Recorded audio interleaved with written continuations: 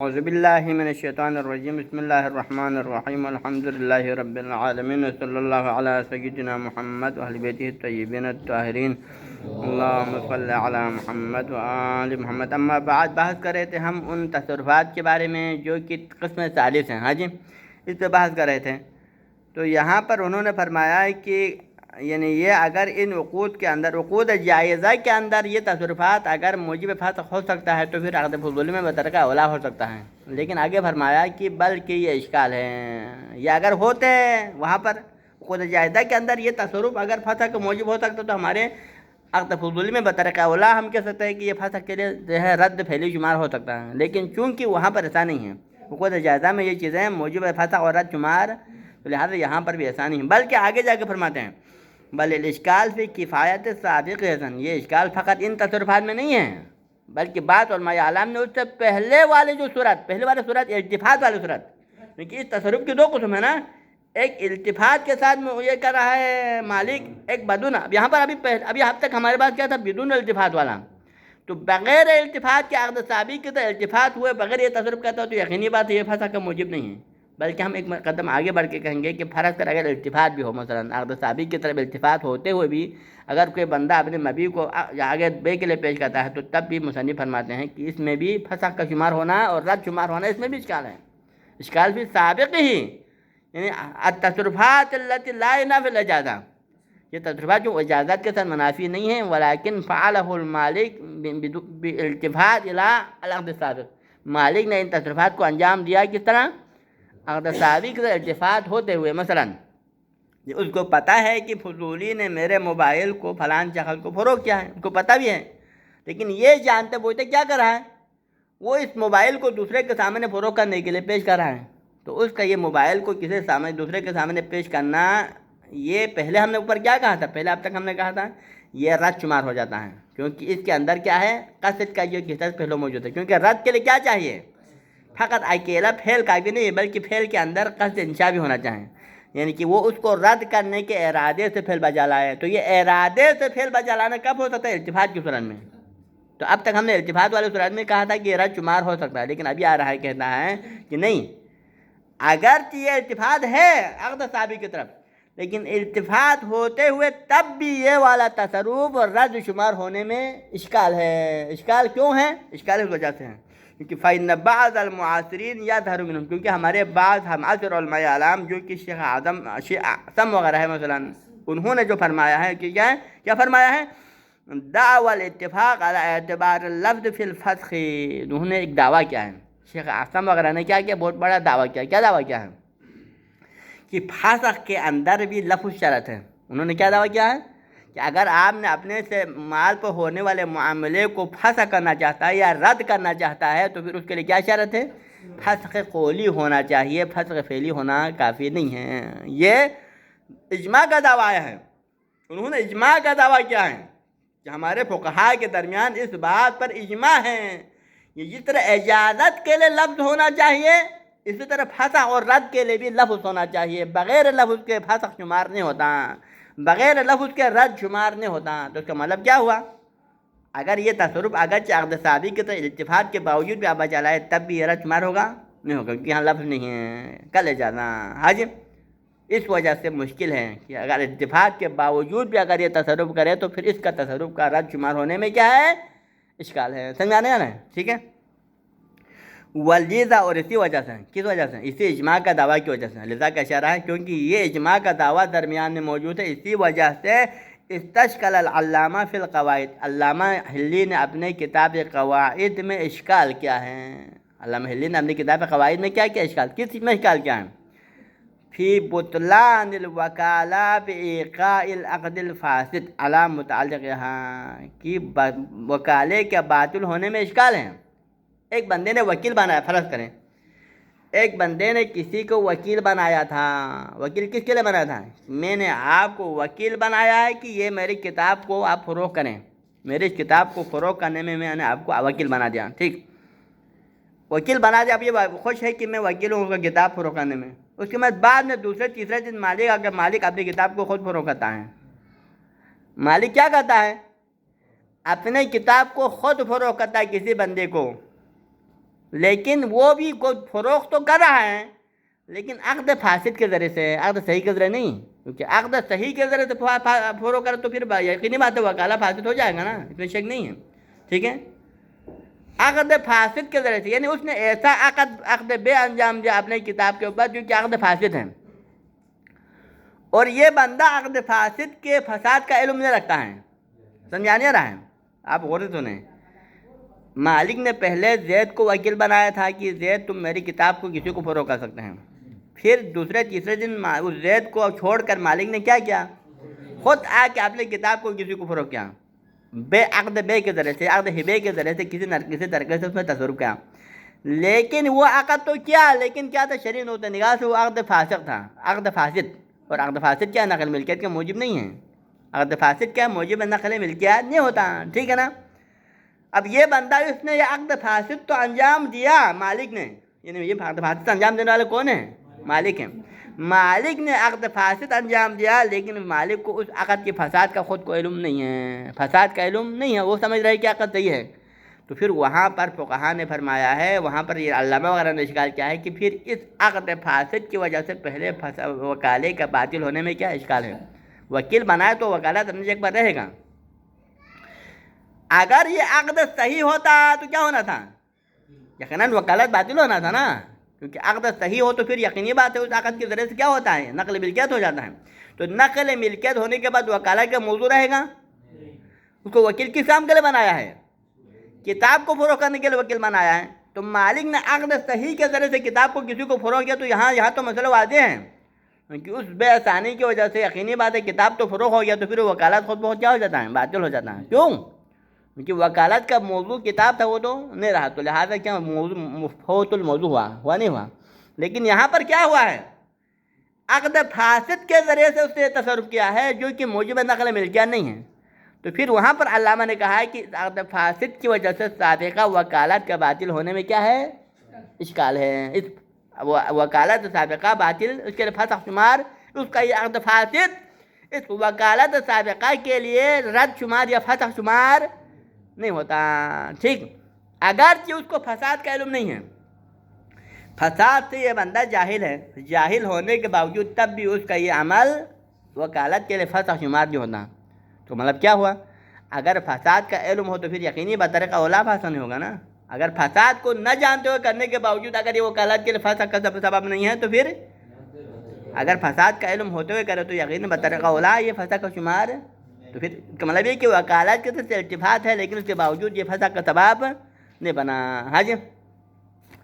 تو استشکل العلامہ فی القواعد، علامہ نے اپنی کتاب قواعد میں اشکال کیا ہے فی بطلان الوکالہ، کہ وکالہ باطل ہے، کب وکالہ باطل ہے، یعنی اشکال ہے، وکالہ باطل ہے نہیں ہے، وکالہ کے باطل ہونے میں انہوں نے اشکال کیا ہے، اس وکالت کے بطلان میں کیا ہے اشکال ہے، کون سے وکالت کے بطلان میں، بإيقاع العقد الفاسد على متعلقها، کہ اس مالک نے اس وکالت کے متعلق کے اوپر عقد فاسد انجام دیا، مالک نے کیا کیا، وکالت کے متعلق کیا تھا، اس کتاب کو فروغ کرنا تھا، لیکن اس کتاب پر اس مالک نے آ کر خود کیا کیا، عقد فاسد انجام دیا، جاہلاً بفساد ہی، اور اس کو اس کی فساد کا علم نہیں تھا، جاہل تھا، اور عقد فاسد انجام دیا، تو پھر علامہ نے یہاں اشکال کیا ہے کہ ان هذا الوکالہ لا تبطل بهذا العقد الفاسد، وکالت عقد فاسد کے ذریعے سے باطل نہیں ہوتا، ہاں جس میں اشکال ہے، ٹھیک ہے،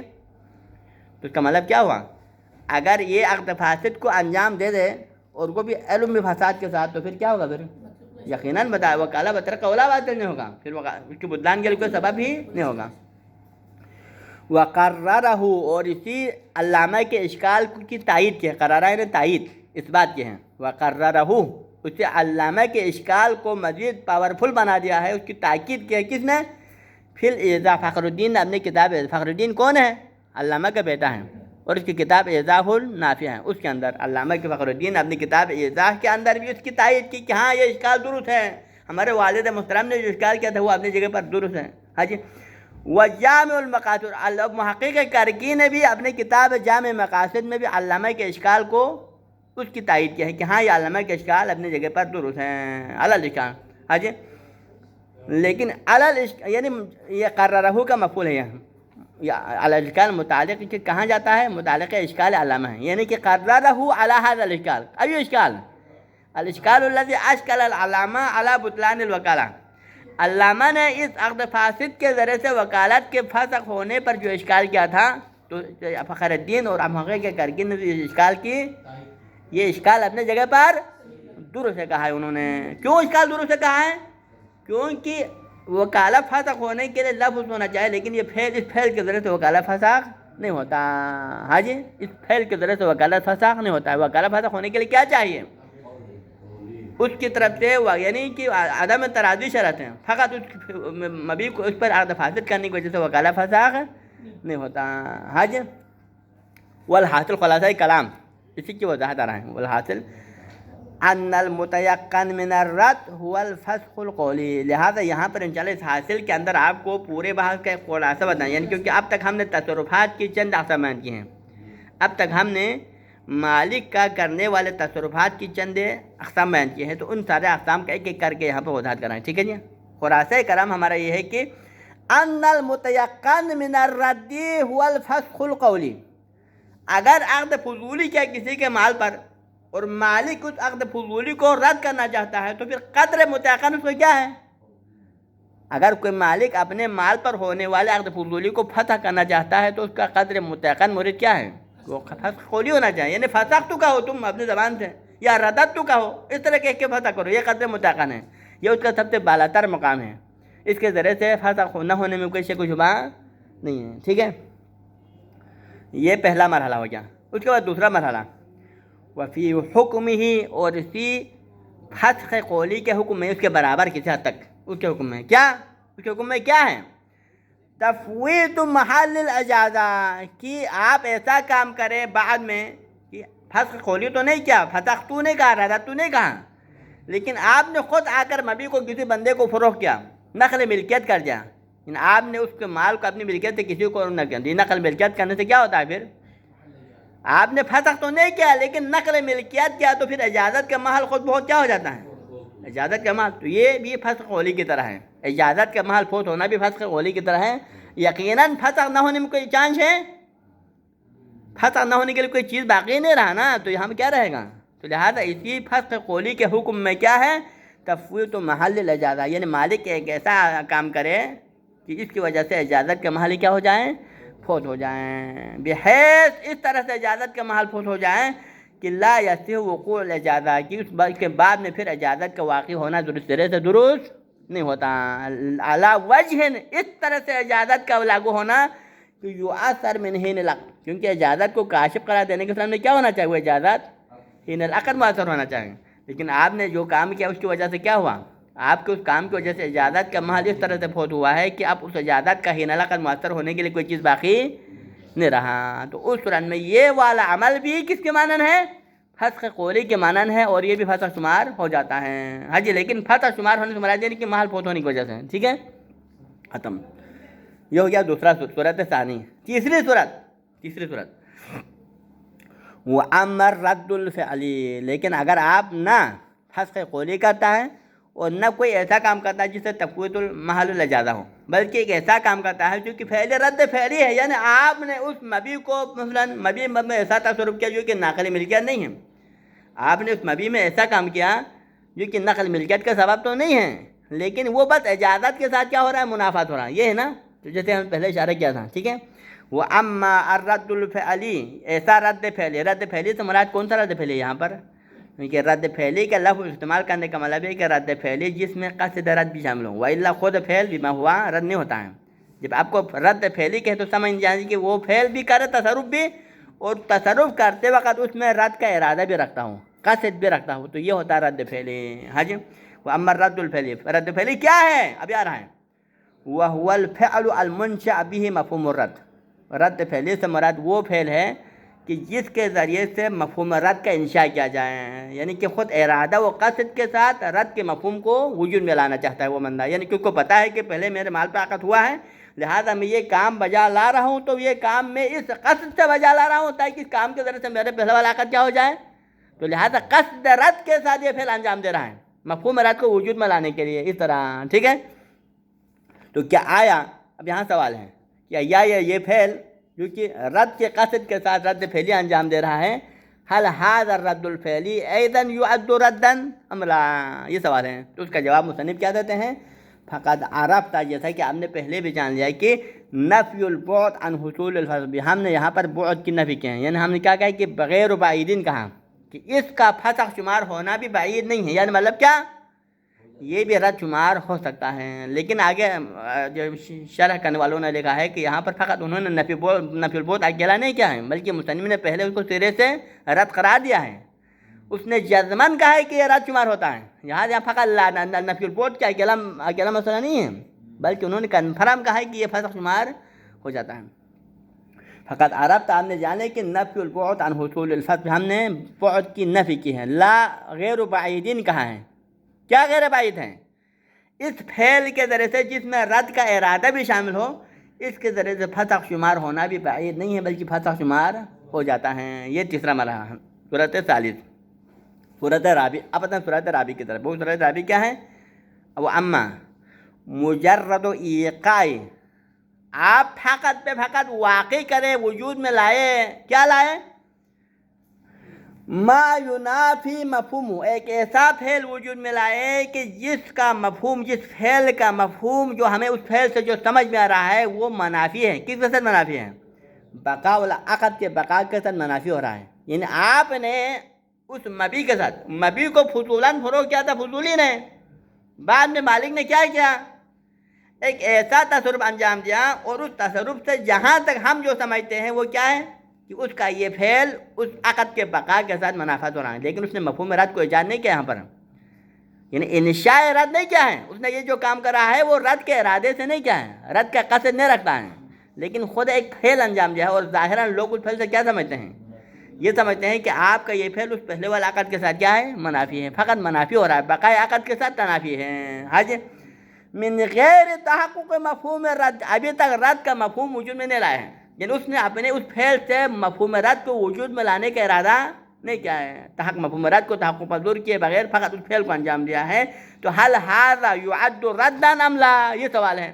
تو فرماتے ہیں کہ عدم الالتفات، یعنی یہ مفہوم رد تحقق پذیر کیوں نہیں ہوا؟ سوال کہ اس نے مفہوم رد کو تحقق کیے بغیر یہ فعل کیا، یہ کیسے ہو سکتا ہے، کب ہو سکتا ہے یہ؟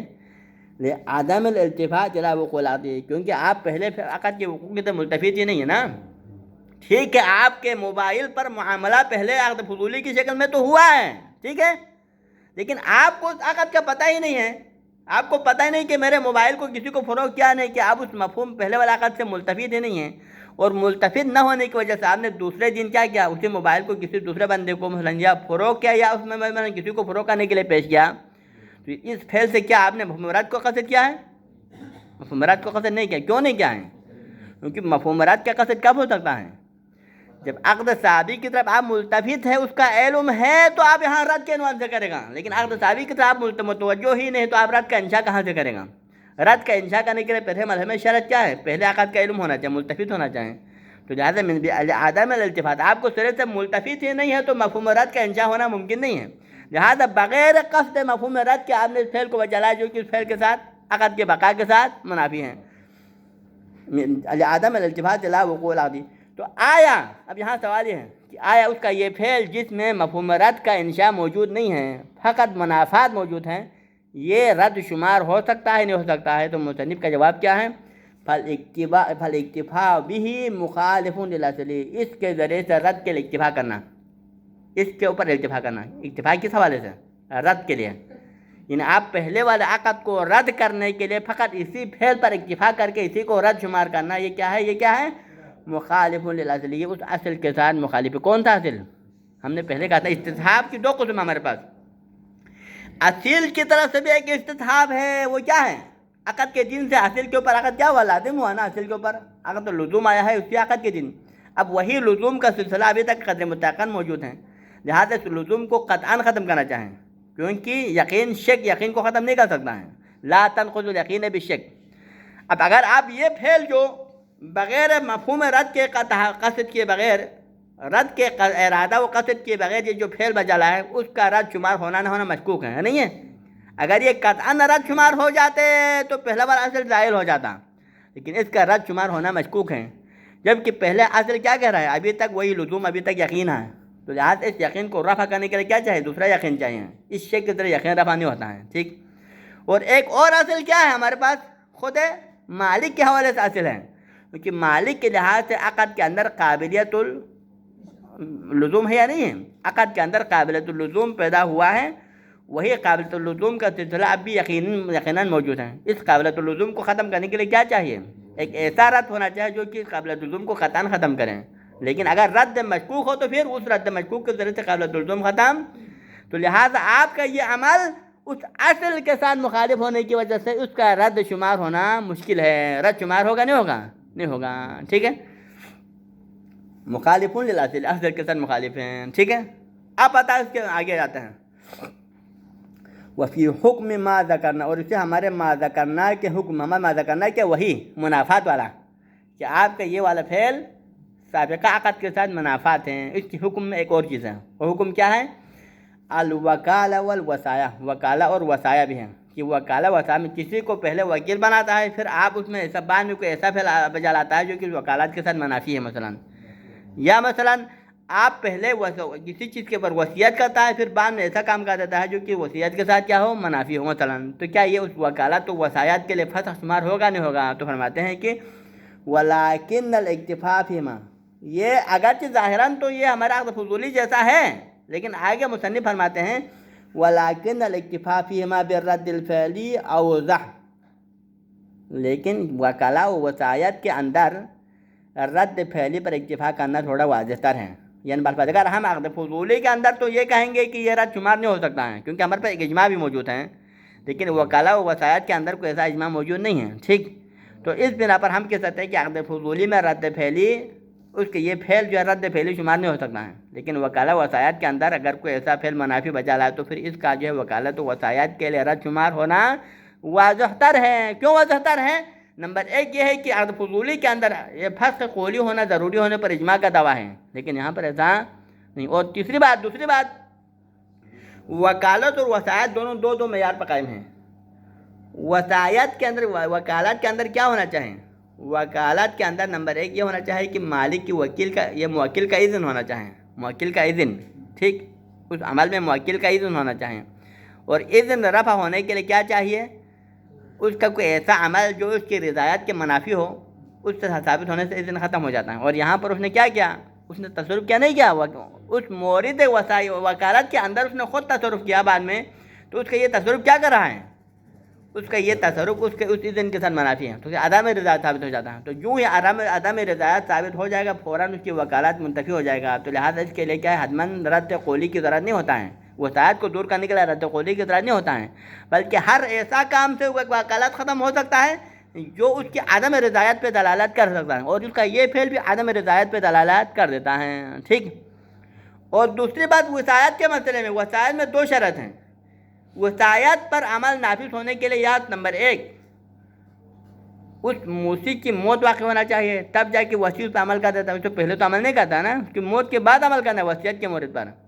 اور دوسری بات یہ ہے کہ اس کی موت واقع ہونے سے پہلے موصی کی طرف سے کوئی ایسا کام ثابت نہ ہو جائے جو کہ عدم رضایت پہ دلالت کریں. اور یہاں پر کیا ہمارے فرض کیا ہے؟ موصی نے وصیت تو پہلے کیا، لیکن اس متعلق وصیت میں کوئی ایسا کام کیا، اس متعلق وصیت میں کوئی ایسا تصرف کیا جو کہ اس کی وصیت کے ساتھ کیا ہے؟ منافی ہے. تو یہی اس کا عمل کیا کرتا ہے؟ اس وصیت میں عدم رضایت کو ثابت کرتا ہے کہ اس کی پہلے وصیت تو کیا تھا لیکن ابھی وہ راضی نہیں ہے. یوں ہی اس کا یہ فعل موت سے پہلے عدم رضایت ثابت ہو جاتا ہے تو فوراً اس کی وصیت کا لزم ہو جاتا ہے. تو اس بنا پر یہاں پر یہی فعل اس وکالت و وصیت کے لیے رد شمار ہونا اوضح تر ہے. لیکن عقد فضولی میں ایسا نہیں ہوتا. ٹھیک ہے. ولیکن الاکتفاء فیہما برد الفعلی، وصیت اور وکالت کے متعلق میں رد فعلی پر اکتفا کرنا زیادہ کیا ہے؟ واضح تر ہے. حج ختم. وَأَمَّا الْفَسْخُ فِي الْعُقُودِ الْجَائِزَةِ، اب آتا ہے عقود جائزہ کی بات. عقود جائزہ سے ہماری مراد یہاں پر کیا ہے؟ بالذات او بالخیار. عقود جائزہ کی دو قسم ہوتے ہیں. بعض عقود جائزہ بالذات عقود جائز ہوتے ہیں، بعض عقود جائزہ خیار کی وجہ سے. بالذات کی مثال ہوئی ہبہ ہے. ہبہ یا غیر معاوضہ، یہ ہبہ غیر معاوضہ کیا ہوتا ہے؟ بالذات عقود جائز ہیں، اس میں خیار بغیر کی ضرورت نہیں ہے، بلکہ ذاتاً ہی کیا ہے؟ یہ عقد جائز ہیں. اور عقود جائزہ بالخیار کی مثال عقد بے ہے. عقد بے بذات خود تو عقد لازم ہے، لیکن عقد بے میں دونوں طرف کے لیے ایک طرف کے لیے خیار ہوتا ہے، تو اس صورت میں کیا ہوتا ہے؟ پھر خیار کی صورت میں پھر وہ عقد بے کیا بنتا ہے؟ عقد جائز بن جاتا ہے. تو اب اس عقود جائزہ کے اندر اس کے فسخ کرنے کے لیے کیا ہونا چاہیے مثلا؟ تو فرماتے ہیں کہ وَأَمَّا الْفَسْخُ الْعُقُودُ الْجَائِزَةُ بِالذَّاتِ أَوْ الْخِيَارِ، وہ عقود جائزہ جو بالذات عقود جائز ہو یا خیار کے ذریعے عقد جائز بن جاتا ہے، اس میں فسخ کرنے کا طریقہ کیا ہے؟ فَهُوَ مُنْحَصِرٌ بِاللَّفْظِ أَوْ الرَّدِّ الْفَعْلِ. فقط دو چیزوں میں منحصر ہے. عقود جائزہ کو فسخ کرنے کا دو ہی طریقہ ہیں.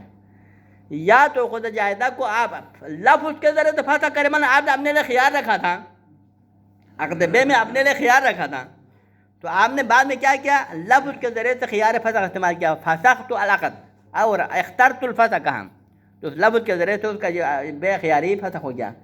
یا ہبا آپ نے ہبا کیا تھا، ہبا غیر معاوضہ، بعد میں کہا کہ رجعت من الہبا کہا، ختم، لفظ کے ذریعے سے ختم ہو جاتا ہے. یا یہ ہے او الرد الفعلی، یا اگر رد قولی نہ ہو تو کم سے کم رد فعلی سے مراد آپ کو ذہن میں جب رد فعلی کہتا ہے تو اس میں قصد بھی شامل ہونا چاہیں، فقط اکیلا فعل نہیں، رد فعلی سے مراد یعنی المنشا به مفہوم الرد، وہ فعل جس میں مفہوم رد کا انشاء بھی ہو، ارادہ بھی شامل ہو، یہ مراد ہے. اکیلا فعل منافی کا ہونا چاہیے رد فعلی شمار. تو لہذا عقود جائزہ کو فسخ کرنے کے لیے یا تو فسخ قولی ہونا چاہیے یا کوئی ایسا فعل ہونا چاہیے جس میں رد کا مفہوم انشاء کیا جائے، تب جا کے وہ جو ہے بے خیاری فسخ ہو سکتا ہے یا ہبہ فسخ ہو سکتا ہے. ہاں جی رکھ لے، ختم کرے اس کو. ہاں جی کافی. وصلی اللہ علی سیدنا محمد و اہل بیتہ الطاہرین.